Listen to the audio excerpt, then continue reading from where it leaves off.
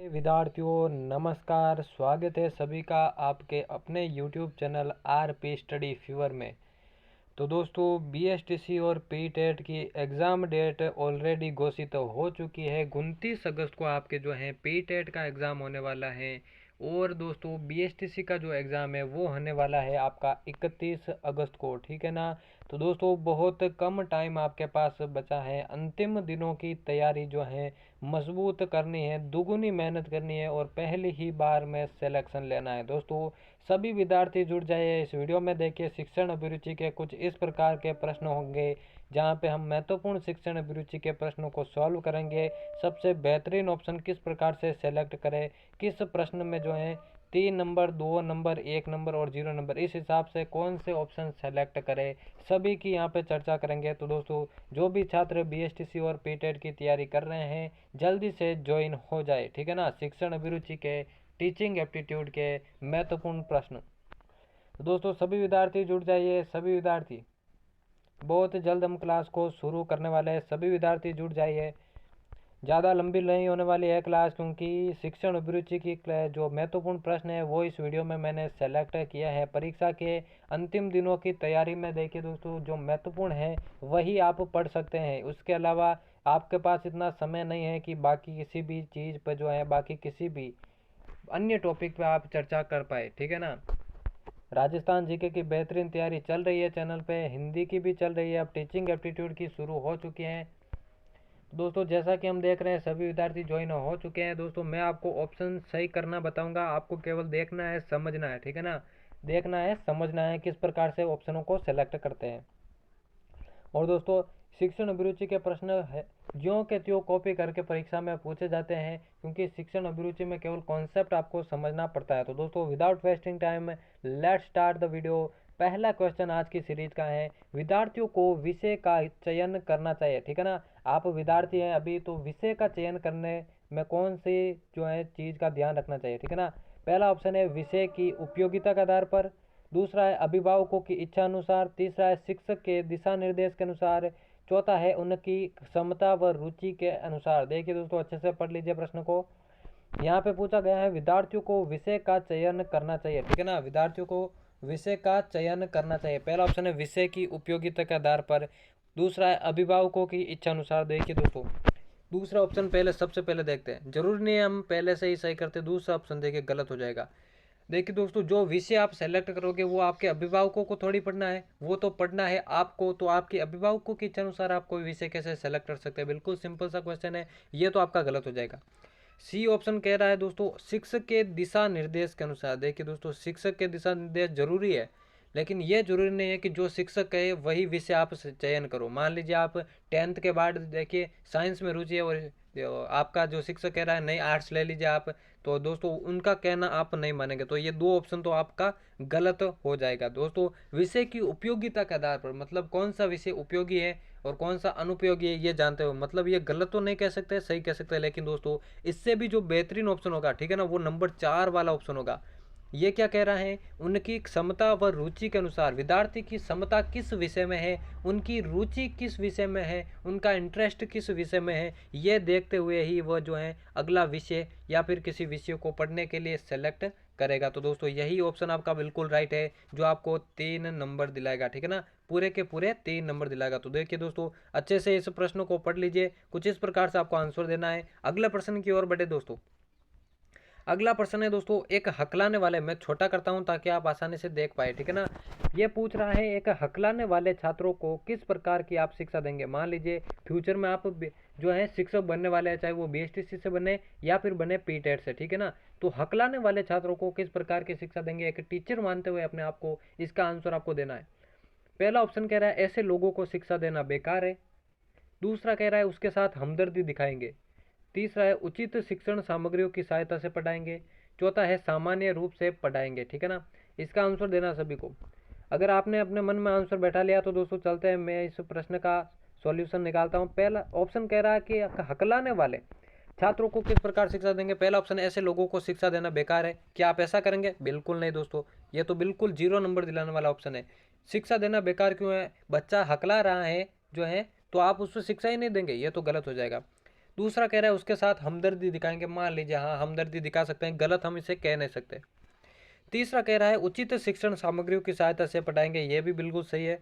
चौथा है सामान्य रूप से पढ़ाएंगे, ये भी गलत हो जाएगा, क्योंकि दोस्तों बच्चा हकला रहा है, यानी कि अन्य बच्चों के समान उसके गुण नहीं है, तो आप उसे सामान्य रूप से बाकी बच्चों की तरह कैसे पढ़ा सकते हैं, आप कुछ विशेष करेंगे उसके लिए। तो दोस्तों ये पहला ऑप्शन ये गलत हो जाएगा और ये चौथा गलत हो जाएगा। अब आपके पास दो ऑप्शन है, एक तो ये वाला है, एक ये वाला, लेकिन जो सबसे बेहतरीन ऑप्शन है दोस्तों वो हो जाएगा उचित शिक्षण सामग्रियों की सहायता से जो है आप उसे शिक्षा देंगे, ठीक है ना। हकलाने वाले छात्र को उचित शिक्षण सामग्रियों की सहायता से आप उसे पढ़ाएंगे, हो सकता है कुछ एक्स्ट्रा टाइम भी उसे दे पाए, तो यही आपका बिल्कुल राइट हो जाएगा, जो पूरे आपको 3 नंबर दिलाएगा। दोस्तों अगले प्रश्न की ओर बढ़ रहे हैं हम। तीसरा प्रश्न है छात्र दंड की अपेक्षा प्यार से अधिक सीखते हैं, क्योंकि क्या रीजन है इसके पीछे। पहला ऑप्शन कह रहा है ये मनोवैज्ञानिक है, दूसरा कह रहा है इससे उनको सुख मिलता है, तीसरा ऑप्शन कह रहा है इससे उनको मानसिक शक्ति मिलती है, चौथा ऑप्शन कह रहा है इससे वे क्या होते हैं, प्रसन्न होते हैं। तो दोस्तों राइट आंसर बताना है कि कौन सा आपको 3 नंबर दिलाने वाला ऑप्शन है। छात्र दंड की अपेक्षा प्यार से अधिक सीखते हैं। अब देखिए दोस्तों हम ऑप्शनों को सेलेक्ट करते हैं। देखिए पहला ऑप्शन कह रहा है ये मनोवैज्ञानिक है, बिल्कुल हम इसे सही मान सकते हैं, गलत नहीं मान सकते। दूसरा कह रहा है इससे उनको सुख मिलता है, बिल्कुल सुख मिलता है, लेकिन दोस्तों सबसे बेहतरीन ऑप्शन नहीं है, हम सही इसे मान लेते हैं, सबसे बेहतरीन हम देखेंगे बाद में। तीसरा है इससे उनको मानसिक शक्ति प्राप्त होती है। जी हाँ बिल्कुल, प्यार से हम बात करेंगे तो उसके मन में जो अध्यापक के प्रति रेस्पेक्ट जो है, मानसिक शक्ति जो मिलती है, तो ये भी राइट हो सकता है। चौथा है इससे वे प्रसन्न होता है, ठीक है ना, प्यार से बात करेंगे बिल्कुल प्रसन्न होंगे। तो चारों ऑप्शन आपके सही है, लेकिन दोस्तों इनमें से एक ऑप्शन आपको 3 नंबर दिलाएगा और सबसे बेहतरीन ऑप्शन को सिलेक्ट करना है, वो हो जाएगा आपका ए, ठीक है ना। ये एक मनोवैज्ञानिक कारण है, ठीक है ना। किसी भी से पूछ लीजिए, अगर आप दंड की अपेक्षा प्यार से बात करोगे तो बिल्कुल ये साइकोलॉजिकल एक मनोवैज्ञानिक तथ्य है कि बच्चों जो है अधिक सीखेंगे, आपसे अधिक सीखेंगे, तो यही आपका बिल्कुल राइट हो जाएगा। अगला प्रश्न देखिए दोस्तों, चौथा प्रश्न आपकी स्क्रीन के सामने आ रहा है।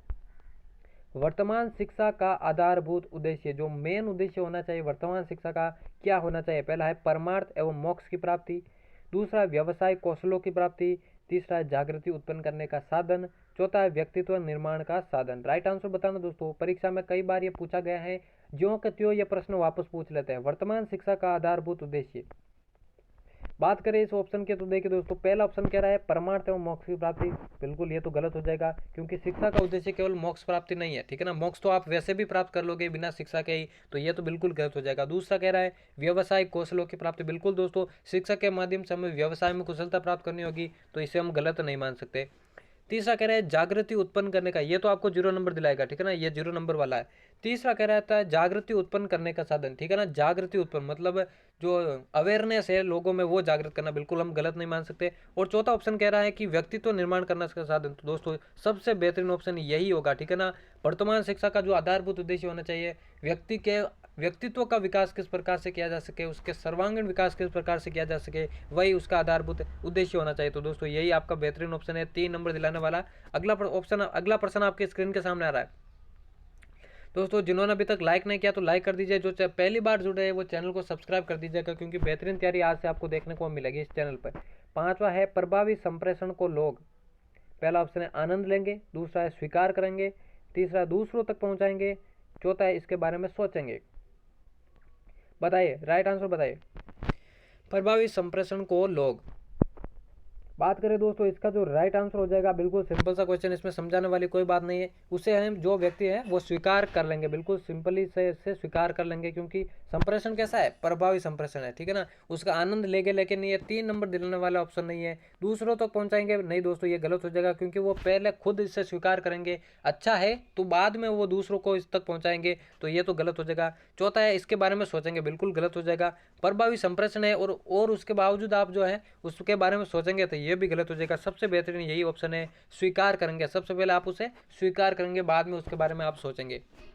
अगला प्रश्न है, छठा प्रश्न आपके स्क्रीन के सामने।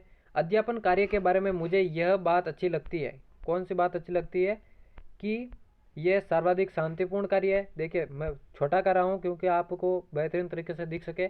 छठा प्रश्न कह रहा है अध्यापन कार्य के बारे में सबसे अच्छी बात कौन सी लगती है। पहला है सर्वाधिक शांतिपूर्ण कार्य है, दूसरा कह रहा है बहुत कम सक्षम व्यक्तियों को भी आश्रय प्रदान करता है, तीसरा है बहुत चुनौतीपूर्ण कार्य है, चौथा है बहुत लाभप्रद कार्य है क्योंकि इसमें प्राइवेट ट्यूशन के अच्छे अवसर मिलते हैं। तो दोस्तों जल्दी से इस ऑप्शनों को सिलेक्ट करते हैं। देखिए पहला ऑप्शन कह रहा है सर्वाधिक शांतिपूर्ण कार्य, बिल्कुल ये राइट हो जाएगा, हम इसे गलत नहीं मान सकते। दूसरा ऑप्शन कह रहा है बहुत कम सक्षम व्यक्तियों को भी आश्रय प्रदान करता है। दोस्तों ये तो गलत हो जाएगा, क्योंकि बहुत कम क्या, सभी व्यक्तियों को ये जो है आश्रय प्रदान करते हैं। तो शिक्षण कार्य जो है सभी व्यक्तियों को जो है आश्रय प्रदान करता है, इसलिए ये तो गलत हो जाएगा। तीसरा ऑप्शन है बहुत चुनौतीपूर्ण कार्य, ये तो बिल्कुल गलत हो जाएगा। आप भविष्य में शिक्षक बनने वाले हैं और उसके बावजूद आप शिक्षण कार्यों को क्या कर रहे हैं, चुनौतीपूर्ण कर रहे हैं, तो ये तो गलत हो जाएगा। चौथा कह रहा है बहुत लाभप्रद कार्य, क्योंकि इसमें प्राइवेट ट्यूशन, बिल्कुल दोस्तों ये तो गलत हो जाएगा। प्राइवेट ट्यूशन की बात जब भी आए तो वो ऑप्शन बिल्कुल सिंपली से आप गलत कर दीजिएगा, क्योंकि प्राइवेट ट्यूशन जो है ये जो है एक नेगेटिव बात है। अगला देखे इसका जो राइट आंसर हमने बात की थी दोस्तों, बाकी तीनों गलत हो जाएंगे और जो सबसे बेहतरीन हो जाएगा वो हो जाएगा आपका पहला ऑप्शन, ठीक है ना। अध्यापन कार्य के बारे में सबसे अच्छी बात है कि ये सर्वाधिक शांतिपूर्ण कार्य है। अगला प्रश्न है, बिल्कुल इसमें तो परिभाषा है, सिंपली से मैं आंसर बता दूंगा। कोई वस्तु जो संप्रेषण को बाधित करता है उसे क्या कहते हैं, खाली जगह भरनी है दोस्तों। ये परिभाषा से संबंधित प्रश्न है, ऐसे प्रश्न पूछ लेते हैं तो दोस्तों बिल्कुल सिंपली इसका आंसर जो हो जाएगा वो हो जाएगा अवरोधन, माफ कीजिएगा। इसका जो राइट आंसर हो जाएगा वो हो जाएगा अवरोधन, ठीक है ना। सिंपली से यह परिभाषा है, कोई वस्तु जो संप्रेषण को जानबूझकर बाधित करता है उसे क्या कहते हैं, उसे कहते हैं अवरोधन। बिल्कुल सिंपल परिभाषा है, तो मैंने बता दिया। अगला प्रश्न है, आपके अनुसार आजकल अनुशासनहीनता का मुख्य कारण क्या है। पहला है शिक्षा प्रणाली में ही खराबी है, दूसरा छात्र का अनुचित व्यवहार, तीसरा है शिक्षक का प्रभावहीन व्यक्तित्व, चौथा अध्यापकों का राजनीति में जाना, ठीक है ना। राइट आंसर बताइए दोस्तों, अनुशासनहीनता। बात करें अनुशासनहीनता का मुख्य कारण, तो देखिए दोस्तों पहला ऑप्शन कह रहा है शिक्षा प्रणाली में ही खराबी है, ये तो गलत हो जाएगा दोस्तों।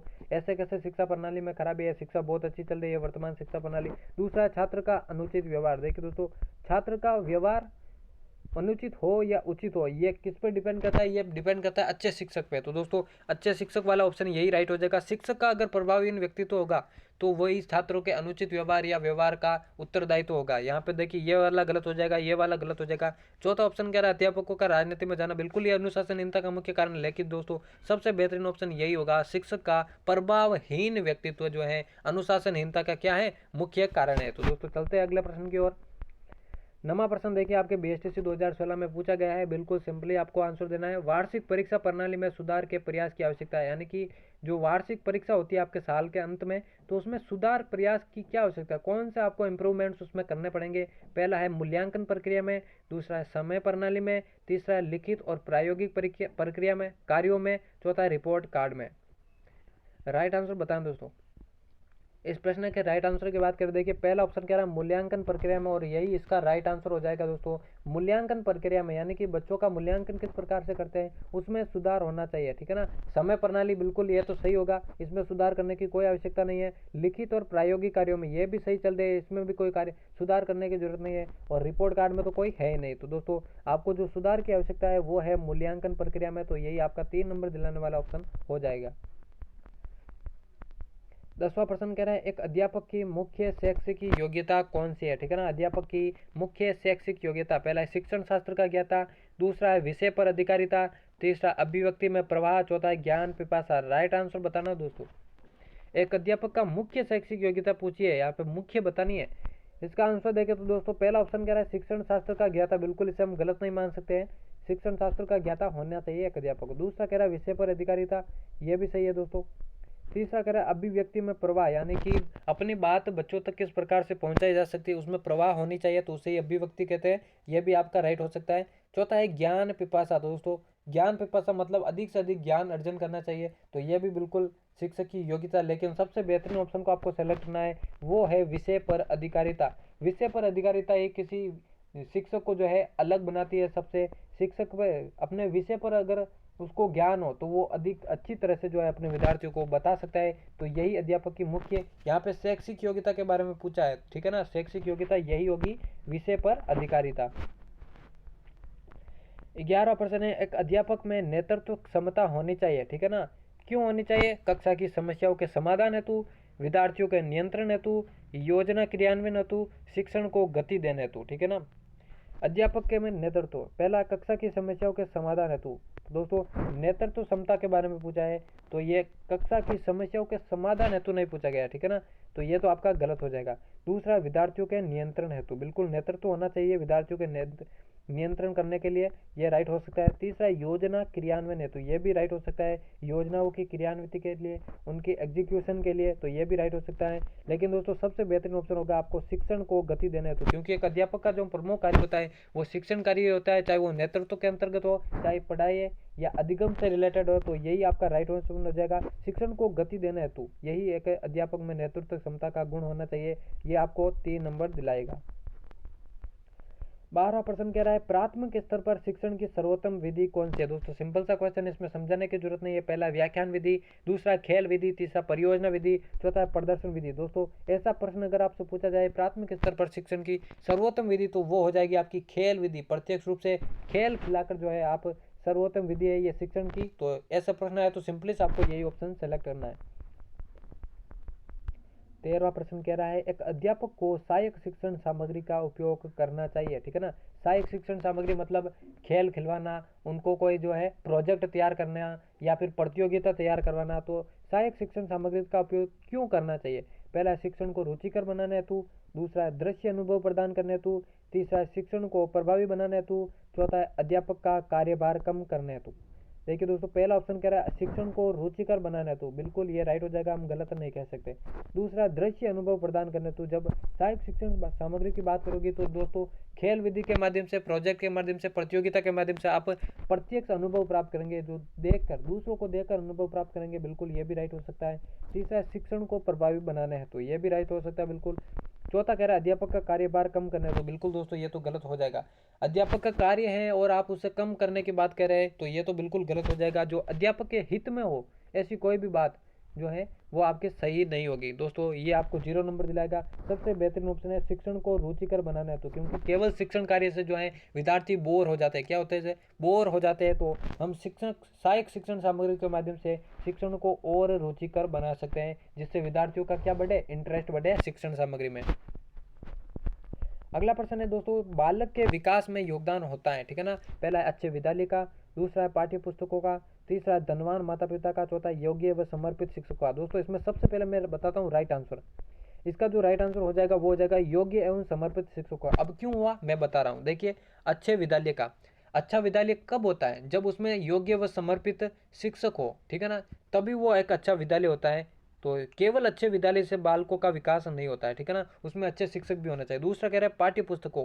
अब दोस्तों पाठ्य पुस्तकें कितनी भी अच्छी होगी, लेकिन उसे पढ़ाने वाला शिक्षक अगर योग्य व समर्पित नहीं हो, तो वो क्या बताए मुझे, बालक का विकास हो सकता है। पाठ्य पुस्तक कितनी भी अच्छी हो, लेकिन योग्य व समर्पित शिक्षक अगर उसे नहीं पढ़ाए तो उसका कोई मतलब नहीं होता है। तीसरा है धनवान माता पिता का, बिल्कुल ये 0 नंबर दिलाएगा। ये ऑप्शन 0 नंबर दिलाएगा। धनवान होने से कोई मतलब नहीं है, चाहे माता पिता गरीब हो या धनवान, बालक का विकास होता है। तो दोस्तों ये पहले 3 ऑप्शन आपका बिल्कुल गलत हो जाएंगे, ठीक है ना। ये तीनों मैंने बता दिए क्यों गलत हुए, ये आपका राइट होगा, क्योंकि योग्य व समर्पित शिक्षकों का बहुत बड़ा योगदान होता है बालकों के विकास में। तो दोस्तों यही ऑप्शन आपको 3 नंबर दिलाएगा। अगला प्रश्न है दोस्तों आज की सीरीज का ये लास्ट प्रश्न है, बीएसटीसी 2014 में पूछा गया प्रश्न है बालक बालिकाओं को सामाजिक विकास का आधारभूत अभिकरण कहा जाता है। बिल्कुल ये भी परिभाषा से रिलेटेड है, तो सिंपली से इसका आंसर देना आपको। बालक बालिकाओं को सामाजिक विकास का आधारभूत अभिकरण कहा जाता है। पहला है विद्यालय, दूसरा है माता पिता एवं परिवार, तीसरा है समुदाय, चौथा है जनसंचार माध्यम। देखिए दोस्तों यहाँ पे सामाजिक विकास की बात हो रही है, ठीक है ना, सामाजिक विकास की बात हो रही है जो कि समुदाय से रिलेटेड है, ठीक है ना, जो कम्युनिटी होती है उससे रिलेटेड है। तो सिंपली से इसका आंसर हो जाएगा आपका समुदाय। ये आपको जो है 3 नंबर दिलाएगा, ठीक है ना, 3 नंबर दिलाएगा, तो यही आपका एकदम राइट हो जाएगा। तो दोस्तों यहाँ पे शिक्षण अभिरुचि के महत्वपूर्ण प्रश्नों की सीरीज समाप्त होती है। बहुत पूरी कोशिश की मैंने आपको समझाने की, कुछ इसी प्रकार से जो है आपको आंसर देना है। अच्छे से पहले चारों ऑप्शन को आपको पढ़ना है, ठीक है ना, चारों ऑप्शन को पढ़ना है, उसके बाद सबसे बेहतरीन ऑप्शन को आपको सेलेक्ट करना है, उसके बाद ही आपको आंसर देना है। दोस्तों शिक्षण अभिरुचि एक ऐसा टॉपिक है जिसमें आपको कुछ ना कुछ लेके जाओगे, चाहे 1 नंबर लो, चाहे 2 नंबर लो, चाहे 3 नंबर लो, क्योंकि 0 नंबर वाले ऑप्शन को आप देखते ही पहचान लोगे कि यह ऑप्शन क्या है, 0 नंबर दिलाने वाला है। तो आप 0 नंबर वाला कभी सही नहीं करोगे, आपको या तो 1 नंबर मिलेगा, या 2 नंबर मिलेगा, या 3 नंबर मिलेगा। तो दोस्तों आज की क्लास को यहाँ पे ख़त्म करते हैं। नेक्स्ट क्लास को जरूर देखेगा, क्योंकि बहुत कम समय बचा है। सभी क्लासेज को आपको ज्वाइन करना है। महत्वपूर्ण प्रश्नों की मैं वीडियो भी लेकर आऊँगा, आपको सिलेक्शन दिलाने की पूरी कोशिश करूँगा। तो दोस्तों सब्सक्राइब नहीं किया तो चैनल को जल्दी से सब्सक्राइब कर दो। मिलते हैं किसी और नेक्स्ट वीडियो में या फिर किसी लाइव क्लास में।